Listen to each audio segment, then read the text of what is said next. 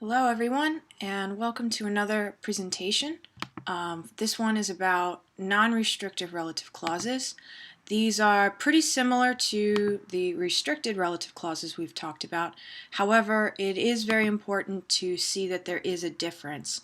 And while it can be a little complicated, this is my way of trying to simplify it for you for my class, and as you progress you'll see how to use it effectively.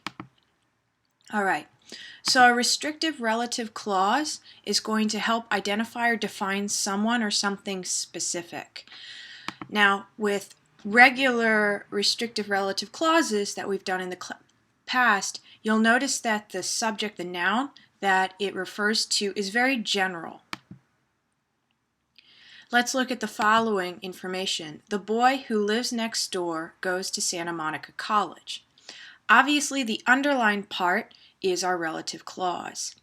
This refers to the noun right before it, which in this case is the boy. Now, in this situation, I don't know who the boy is. The boy is a very general noun. Which boy could it be? That's why, since we've become more specific by adding our relative clause, who lives next door, we need to have that information so that it can be more specific and clear to us. In other words, the boy here, which is very general, is more specific with the clause who lives next door, like I just said. Now with non-restrictive relative clauses, you'll see something different. Here, the clause is adding extra information to the noun, and the extra information is not necessarily needed. So let's look at the following example. Michael Jackson, who was a famous musician, died 4 years ago. Once again, we have our relative clause in the middle, who was a famous musician. And this, of course, refers to the noun before it, which is Michael Jackson. But Michael Jackson is a specific person. We all know who that is. There's no other Michael Jackson that we're referring to.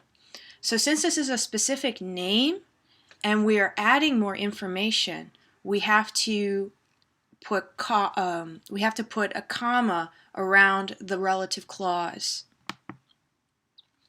Since Michael Jackson is already a specific noun, it's a specific person, and we've added more information about him. With non-restrictive relative clauses, it's very important that you put commas around the clause. That is part of the reason we can tell that it's a non-restrictive relative clause. So, in summary, the non-restrictive relative clauses are usually for specific people and places, and they will add extra information. In those situations, you have to add a comma before and after the relative clause. Let's look at one more example.